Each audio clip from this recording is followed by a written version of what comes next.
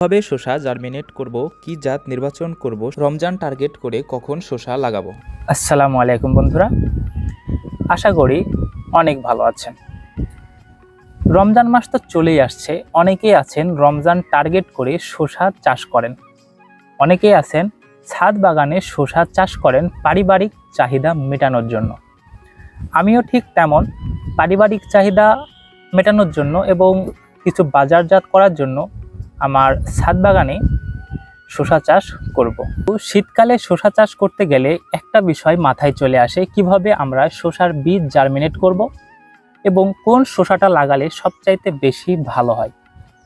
তো আজকের ভিডিওতে আমি দেখাবো কিভাবে আপনারা শীতকালীন শসা চাষ করবেন এবং শীতকালীন শসা জার্মিনেট করবেন এবং কোন শসাটা চাষ করলে সবচাইতে ভালো ফলন আপনারা পাবেন।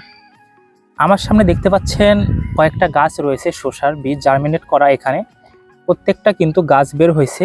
আমি এরকম প্রায় 100টার মতো গাছ লাগিয়েছি, শসার বীজ থেকে চারা তৈরি করেছি। স্ক্রিনে দেখতে পাচ্ছেন 100টার মতোই গাছ হবে।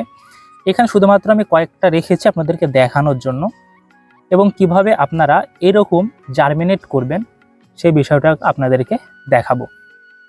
তো চলুন প্রথমে আমরা আসি, রমজান টার্গেট করে শসা চাষ করতে হলে কোন সময়টা নির্বাচন করব। দেখুন, আমার হাতে যে শসাটি রয়েছে এটা কিন্তু শীতকালীন একটা শসা, হাইব্রিড শসা এবং খুবই ভালো মানের বীজের নামটি আমি একটু পরে বলতেছি। এই শসাটা চাষ করতে বা ফল পেতে আমাদের সময় লাগে 45 থেকে 50 দিন, সর্বোচ্চ আমাদের 50 দিন সময় লাগতে পারে। যদি আপনারা ভালো পরিচর্যা করেন তাহলে আপনারা 35 থেকে 40 দিনেই কিন্তু ফলন পাওয়া শুরু করবেন।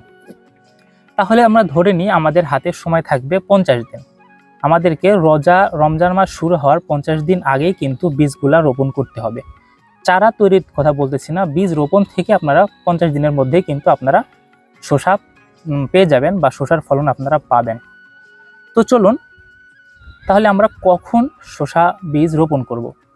আমাদের রমজান শুরু হবে ফেব্রুয়ারির শেষের দিকে বা মার্চের শুরুতে, ধরা যায় আমরা ধরে নিলাম মার্চের 1 তারিখ থেকে রোজা, সে কথার কথা, রোজা 19, 20, 29, 28 তারিখে মেবি ফেব্রুয়ারির রোজা শুরু হবে।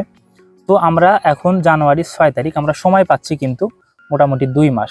যদি আমরা এখন বীজ বপন করে দিই জমিতে তাহলে কিন্তু রমজান আসতে আসতে আমরা শসা পেয়ে যাব হাতে, শসার ফলন পাবো এবং রমজানের শুরুর 15 দিন কিন্তু খুবই শসার দাম বেশি থাকে। আপনারা কিন্তু বাণিজ্যিকভাবে হলেও শসা চাষ করতে পারেন অথবা ছাদ বাগানেও কিন্তু চাষ করে কিছু টাকা আর্ন করতে পারেন এবং পারিবারিক চাহিদা মেটাতে পারেন। তো এটা হলো শসার চাষের সময়, রমজান টার্গেট করে শসা চাষের সময়। আমি কথা বাড়াবো না, সংক্ষেপে আপনাদেরকে বোঝানোর চেষ্টা করব খুবই গুরুত্বপূর্ণ কিছু বিষয়। তো সময়টা গেল, এবার আমাদের বিষয় হচ্ছে কি জাতের শসা চাষ করব। আমার হাতে যে গাছগুলো দেখতে পাচ্ছেন এগুলা মালিক সিডসের জাদু শসা। আপনারা কিন্তু শীতকালীন শসা হিসেবে আইস গ্রিন, জাদু, মেসি, এছাড়াও কিন্তু মালিনী, আরও কয়েক ধরনের শসা রয়েছে, ওগুলাও কিন্তু শীতে খুব ভালো হয়। তবে এই কয়েকটা জাত শীত সহিষ্ণু এবং খুবই রোগ পোকার আক্রমণ খুব কম হয়, ফলনটা অনেক বেশি হয়, এই জন্যই আমি এটা সিলেক্ট করেছি। আপনারা মালিক সিডসের জাদু অথবা আইস গ্রিন এই দুটার মধ্যে যে কোনো একটা সিলেক্ট করবেন, তাহলে খুবই ভালো পরিমাণে কিন্তু আপনারা ফলন পাবেন। আমার হাতে কিন্তু রয়েছে জাদু, মালিক সিডসের জাদু। আমি 100টা বীজ রোপণ করছি আমার ছাদে লাগানোর জন্য এবং প্রায় দেখা যাচ্ছে 98টার মতো গাছ জার্মিনেট হয়েছে। 2টা শুধুমাত্র মানে হয়নি, ওটা আমার ভুলেই হয়নি, কারণ বেশি মাটির ভিতরে দিয়ে দিয়েছিলাম। তো এটা হচ্ছে আমাদের গেল শসার জাত নিয়ে কিন্তু আরও অনেক কথা রয়েছে, কোন জাত আপনারা করবেন, কোন জাত কেন করবেন, কোন জাত করলে ভালো হবে।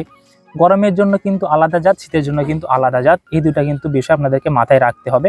যেহেতু আমরা শীতে শসা চাষ করছি এই জন্য আমাদেরকে শীতকালীন যেসব জাত রয়েছে যেগুলা শীত সহিষ্ণু এবং রোগ পোকার আক্রমণ কম হয়, ফলন বেশি হয়, স্ত্রী ফুল বেশি হয়, এই ধরনের জাতই কিন্তু আমাদেরকে সিলেক্ট করতে হবে। তেমনই একটা জাত কিন্তু এই জাদু শসা। তো এটা গেল শসার জাত। এবার আমরা আসি মূল বিষয়ে, কিভাবে আমরা জার্মিনেট করব। কারণ শীতকালে কিন্তু শসার বীজ জার্মিনেট করা খুবই কঠিন একটা বিষয়। অনেক সময় শসা যখন আপনারা সরাসরি মাটিতে রোপণ করে দিবেন দেখবেন 15 দিন হয়ে যাচ্ছে গাছ বের হচ্ছে না, বা গাছ বের হয়ে একদম ছোট ছোট হয়ে আছে, এরকম দেখবেন বৃদ্ধি পাচ্ছে। আমার গাছগুলো কিন্তু বয়স মোটামুটি 4 থেকে 5 দিন হয়েছে। 5 দিনের মধ্যে কিন্তু এত সুন্দর হয়েছে শুধুমাত্র কিছু ট্রিক্স ফলো করার জন্য। কিভাবে আমরা শসার বীজ জার্মিনেট করব, এটা এখন আমাদের মূল বিষয়। তো শসার বীজ জার্মিনেট করার জন্য আমাদেরকে প্রথমত ভালো বীজ সিলেক্ট করতে হবে, যেমন জাদু শসা, আইস গ্রিন, মেসি, যে কোনো একটা। বাজার থেকে আপনারা এগুলো কিনে নিতে পারেন। এগুলা প্রায় দেখা যাচ্ছে 5 গ্রাম শসা, বা দেখা যাচ্ছে এগুলা 20 গ্রামের প্যাকেট থাকে বা 15 গ্রামের প্যাকেট থাকে। 15 গ্রামের যদি প্যাকেট নেন প্রায় 500-700 টাকার মতো খরচ হবে, খুবই দাম বেশি। আপনারা নর্মাল যেসব বীজ পাবেন খুবই কম দাম, কিন্তু ওগুলার জাত ভালো না, ফলন ভালো হয় না, মানে অনেক সমস্যা। এর জন্য আমি বলবো একটু টাকা বেশি হলেও এই ভালো জাতের শসাই কিন্তু আপনারা কিনবেন। তো শসার বীজ কিনে আনার পর আমাদেরকে যেটা করতে হবে, রোদে শুকাতে দিতে হবে। রোদে 2 থেকে 3 ঘন্টা শুকাবেন। যদি অনেক বেশি রোদ হয় তাহলে আপনারা 1 ঘন্টা শুকাতে পারেন, তবে শীতকালে বেশি রোদ হয় না, 2 ঘন্টা বা 3 ঘন্টা শুকাতে পারেন, কোনো সমস্যা নেই। শুকানোর পরে আমাদেরকে 12 ঘন্টা পানিতে ভিজিয়ে রাখতে হবে। শসার বীজ কিন্তু 2 দিনে জার্মিনেট করা পসিবল, মানে এরকম গাছ তৈরি করা পসিবল 2 দিনের ভিতরে। গাছে কিন্তু আমার এখন 3 পাতা হয়েছে মোটামুটি, মানে 3 পাতা বের হচ্ছে, এটা প্রায় 5 দিনে হয়েছে। কিন্তু আমি যেটার যে গাছটা পাইছি, মানে বীজ রোপণের 2 দিন পরেই কিন্তু আমার গাছ কিন্তু এরকম মানে 2 পাতা হয়ে গেছিল। তো আমাদেরকে প্রথম যেটা করতে হবে, 12 ঘন্টা পানিতে ভিজিয়ে রাখতে হবে শসার বীজগুলো।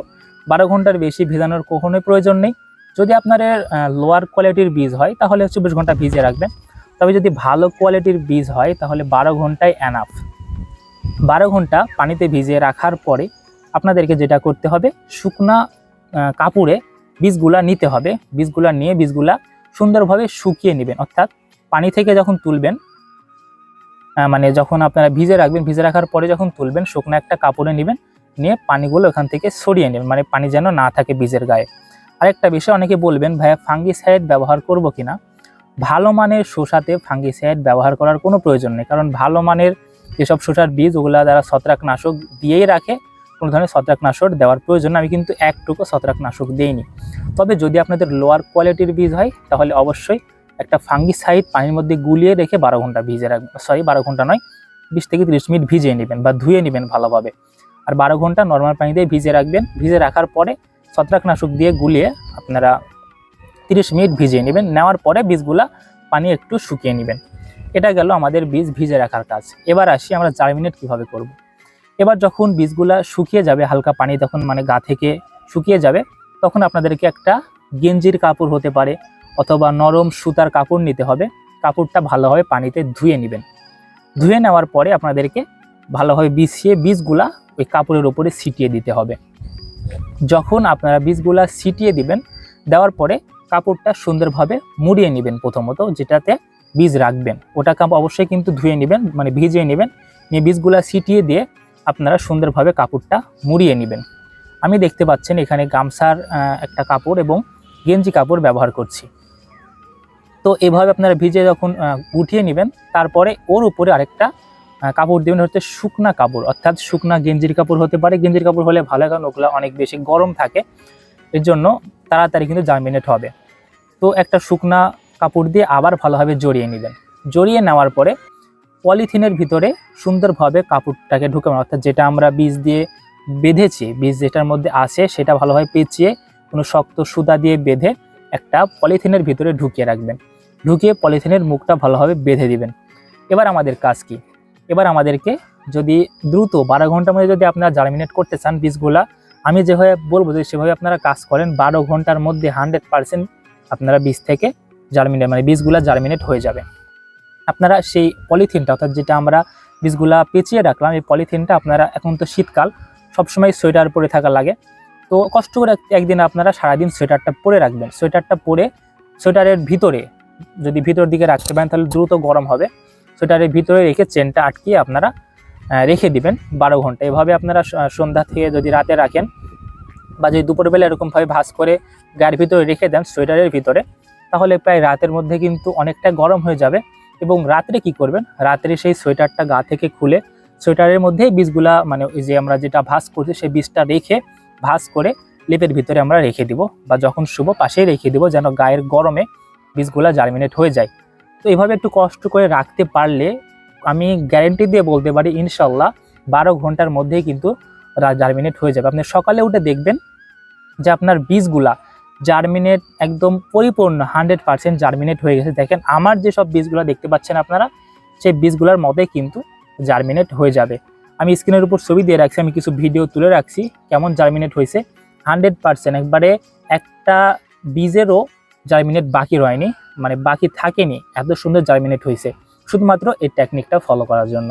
যদি আপনারা এইভাবে জার্মিনেট করতে পারেন শসার গাছ, শীতকালীন শসা চাষ করতে কিন্তু এরকম সুন্দর সুন্দর আপনারা গাছ পাবেন। একদম 100% গাছ ভালো হবে, প্রত্যেকটা চারা সুস্থ সবল হবে এবং প্রত্যেকটা চারা থেকে কিন্তু অনেক ভালো ফলন পাবেন। আর এই চারাগুলো 2 পাতা হওয়ার পরে কিন্তু স্প্রে করা লাগে। আমি নেক্সট ভিডিওতে স্প্রে শিডিউল দিব, কখন কি স্প্রে করবেন বা 2 পাতা হলে আপনারা কি স্প্রে করবেন। যদি স্প্রে না করেন, দেখেন আমি স্প্রে করিনি জন্য এখানে আমার ছত্রাক আক্রমণ করছে, পাতা খেয়ে ফেলছে পোকাতে, এই ধরনের আক্রমণ হবে। আর প্রধান যেটা মানে বেশি আক্রমণ হয় এই গাছের শসার, গোড়া পচে যায়, গোড়া পচে গাছ মারা যায়। এই রোগ থেকে বাঁচার জন্য আমাদেরকে কিছু স্প্রে করতে হবে। কি স্প্রে করবেন সেই বিষয়ে পরবর্তী ভিডিওতে দেখিয়ে দেব। তো এই বিষয়গুলো জানতে হলে কখন কি স্প্রে করবেন, শসার শিডিউল স্প্রে নিয়েও ভিডিও দেব। তো তার জন্য অবশ্যই আমাদের চ্যানেলটিকে আপনাদেরকে সাবস্ক্রাইব করতে হবে। সাবস্ক্রাইব করে সবাই পাশে থাকবেন, পরবর্তী ভিডিও খুব দ্রুতই পেয়ে যাবেন। কার কি জানার রয়েছে অবশ্যই কমেন্টে জানাবেন। আর ভিডিওটি ভালো লাগলে অবশ্যই ভিডিওতে লাইক করবেন, বন্ধুদের সঙ্গে শেয়ার করবেন। সবাই সুস্থ থাকবেন, ভালো থাকবেন, সবুজ শ্যামল বাংলাদেশ গড়বেন। আসসালামু আলাইকুম।